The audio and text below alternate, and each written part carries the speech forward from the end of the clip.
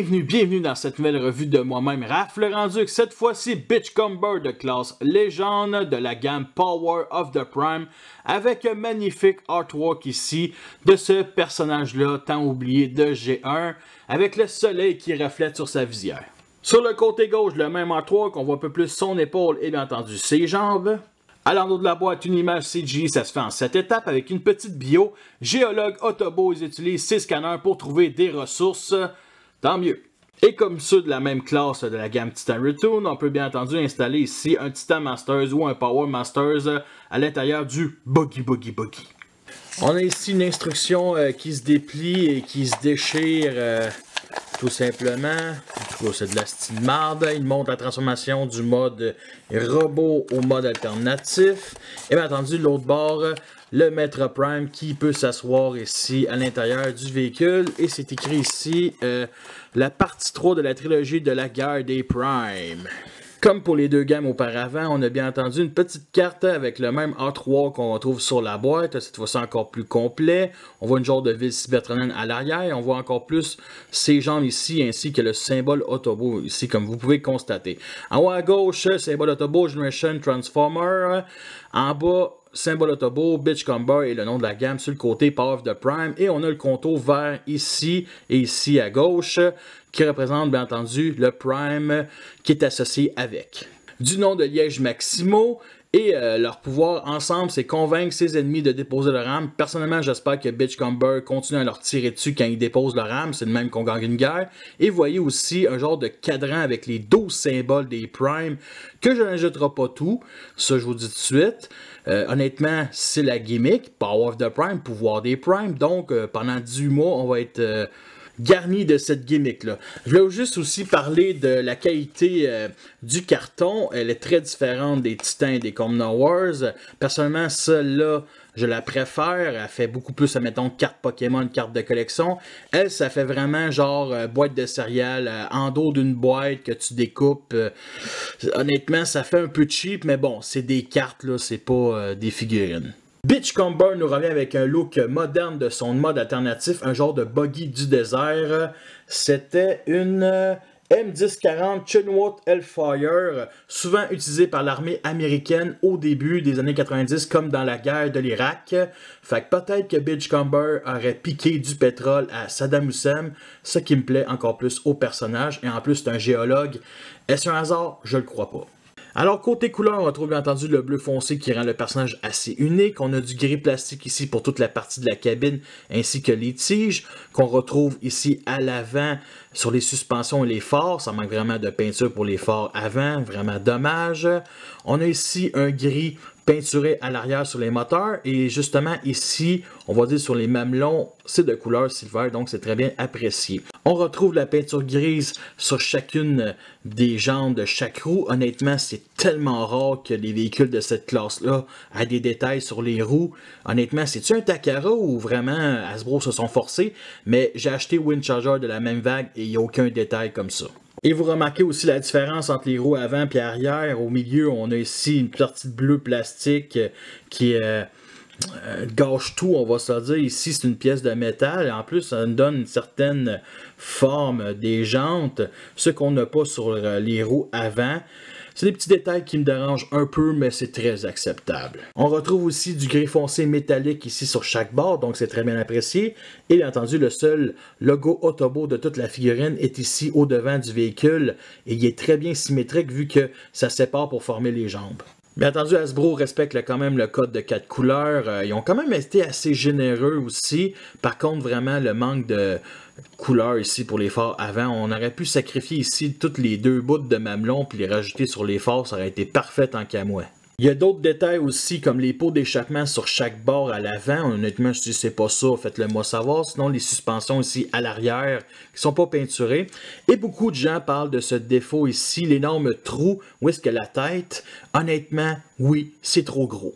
C'est peut-être que le modèle original y est de même, mais je trouve que les roues arrière sont beaucoup trop mis justement à l'arrière, juste un petit peu plus à l'avant. Ça aurait été mieux tant qu'à moi. Et bien entendu, il roule très bien. Ce qui tient le devant et l'arrière du véhicule, c'est les tiges ici. Au milieu, honnêtement, il manque vraiment une deuxième connexion. Sinon, il y a ça ici qui permet de glisser. Fait qu'on peut vraiment faire un petit fan mode un peu plus trapu. Moi, je l'appelle le Tef Tef fan mode vu que ça vient de lui. Je commencerai pas à voler les fan modes de mes amis. Sinon, du point de vue d'en dessous, ben, les parties du robot sont pas vraiment cachées. Vous voyez les mains, les bras, le torse, les cuisses. Il y a même aussi des petits détails qui servent à rien, qui sont quand même très bien appréciés. Et une chose que j'adore avec cette classe-là, c'est qu'on continue la fameuse gimmick des Titans Retune, mettre un Titan Masters ou un Prime Masters ici à l'intérieur. Fait qu'il faut déconnecter ici les deux bras, les écarter comme ça, et on vient mettre cette fois-ci Liège Maximo. Le seul Prime Masters que j'ai et que vous avez pu voir aussi sur la photo de l'emballage en arrière. Fait que j'ai pris lui et on rebranche ici la cabine. Comme ça, on place ça droit. Et honnêtement, c'est mignon. C'est vraiment le fun. C'est vraiment apprécié. C'est cute.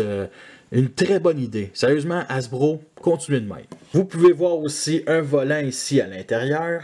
Il y a ici au-dessus un petit trou 3 mm pour mettre sur le stand parce que vu que ça forme le backpack, ben on peut l'accrocher comme ça et le faire plein de positions.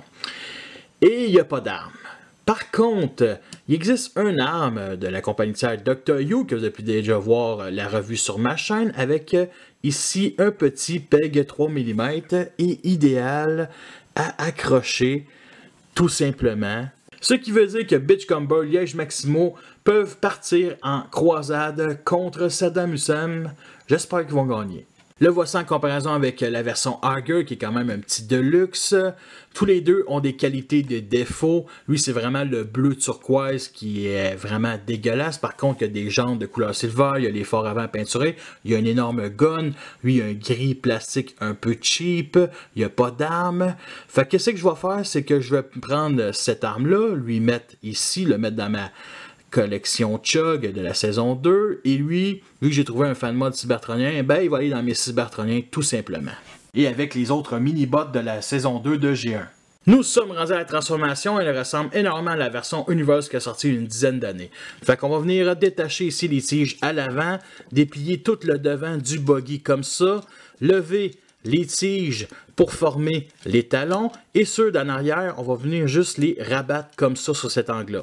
On va venir déclipser ici les jambes, déclipser les bras et on va venir glisser vers le bas toute la partie grise pour former le plastron et nous l'avons enfin en mode robot.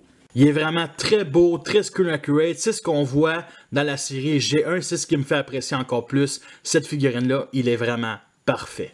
Alors côté couleur, on trouve bien entendu la fameuse peinture grise ici sur tout le plastron complet. C'est vraiment apprécié, il aurait pu prendre tout simplement le gris plastique cheap. Non, ils ont vraiment été à fond. Puis on a remarqué aussi les détails ici sur le torse, des genres de pipe sur chaque bord. Et bien entendu, il y a du orange ici, un petit soleil, entouré de rectangles noirs. C'est sa carte soleil tout simplement. Et bien entendu, du jaune, du orange ici, du jaune sur fond. Et bien entendu, du bleu peinturé ici aux abdos. Et on retrouve la peinture grise sur chacune des mains. Et à chaque fois que je mets un gun différent, ben la peinture s'enlève malheureusement. J'ai toujours trouvé que la tronche de Bitchcomber faisait passer un genre de schtroumpf skieur professionnel et cette tête-là me confirme mes dires. Honnêtement très belle avec la fameuse visière de couleur silver très bien exécutée. Et vous remarquez peut-être pas, mais ici à la droite, il y a une minuscule ligne bleue. Ça me dérange. Quand je l'ai ouvert de l'emballage, elle était là. Le plus gros point négatif, tant qu'à moi, et c'est aussi pour les autres de la vague 1 et même de la vague 2, c'est qu'ils vendent avec aucune arme, malheureusement. Et comme je disais il y a quelques instants, je vais y donner le gun de la version R-Gear, qui est idéal pour un Deluxe. Peut-être un peu trop grosse, mais vraiment, là, il est badass avec. On peut justement la stocker ici comme ça à l'arrière. Sinon, on peut lui mettre le même gun que je lui ai mis en mode alternatif. Par contre, la couleur que j'aime pas, noire, a été beaucoup mieux. Sinon, il y a ce gun-là que, universellement parlant, idéal pour cette classe-là. Peu importe le personnage, il est parfait. Alors, pour ce qui est des articulations de la tête ici, qui est sur pivot, Tout simplement, fait que c'est assez tight, de gauche à droite c'est plus facile. On a les bras ici qui sont sur bas joint, fait qu'on peut les pivoter comme ça, les lever. Le coude est sur bas joint, donc on peut le lever comme ça 90 degrés, sinon on peut les pivoter, tout simplement. Sinon les jambes sont sur bas joint comme ça, fait qu'on peut les mettre à l'avant, à l'arrière, les pivoter et plier le genou 90 degrés à l'arrière, mais c'est une étape de transformation. Le backpack qui est très propre, je dirais vraiment qu'il y a un genre de dos musclé, sinon il y a vraiment une forme de visage ici, 2 yeux, un nez, une bouche. Ici, il y a le fameux petit trou pour mettre sur un stand Revolta que je n'ai pas. Sinon, vous remarquez aussi que l'arrière des jambes, il y a un creux. Il aurait pu rabattre la roue ici. Alors pour la posabilité, elle est vraiment très bonne. Une chance qu'honnêtement, il y a des petites tiges parce que si ça aurait été juste ça, il aurait toujours fini par tomber à l'arrière. Le voici en comparaison avec la version Universe ici à la gauche que je ne vous ai pas montré en mode alternatif vu qu'il est cassé. Les deux se ressemblent énormément. Et bien entendu la version Argyle. Il y a une couple d'années que j'ai fait cette revue-là. J'avais dit Hasbro va en faire un meilleur. Et bien entendu, j'ai eu raison. Cette version-là est bien meilleure. Et avec les autres mini-bots de la saison 2, il vient bien compléter l'équipe des 5 recrues. Bien entendu, il va sûrement sortir un autre Warpath beaucoup plus screen accurate. Voici le genre de pause qu'on peut faire avec cette figurine-là. Nous sommes rendus à la fin de cette revue. J'espère que vous l'avez apprécié. Vous avez vu les pots et les comptes. Est-ce que c'est une figurine que je vous recommande? Absolument, ok? Sérieusement, il ne fait pas partie de mon top 10 des acquisitions 2017 pour rien. C'est une figurine qui est sublime. Elle a été faite par amour, par Hasbro. C'est clair qu'il y a quelqu'un qui trippe sur ce personnage-là à l'intérieur d'Hasbro. Et vraiment, ce jouet-là rend vraiment justice à ce personnage assez oublié de G1. Puis en plus, c'est tellement fun d'avoir un Transformer qui se transforme en buggy de plage. Ça fait tellement différent des voitures. Sa fonction, c'est justement un géologue. Et mon père en est un dans la vraie vie. Fait que moi, ça me fait encore plus apprécier ce personnage-là et que j'ai encore plus le goût de le découvrir. Je sais que dans G1, c'est un genre de Pacifique. Fait que la qualité de plastique reste quand même aussi bonne que les Titans, Return puis les Commoner Wars. Son prix initial, c'est 13 $. Moi, j'ai payé à peu près 11. Fait que ça a revenu à peu près à 13 avec les taxes. Fait que merci à tous d'avoir écouté cette revue-là. Abonnez-vous, il y aura d'autres revues Power of the Prime qui vont arriver dans les prochaines semaines. Fait que sur ça, je vous laisse et à la prochaine.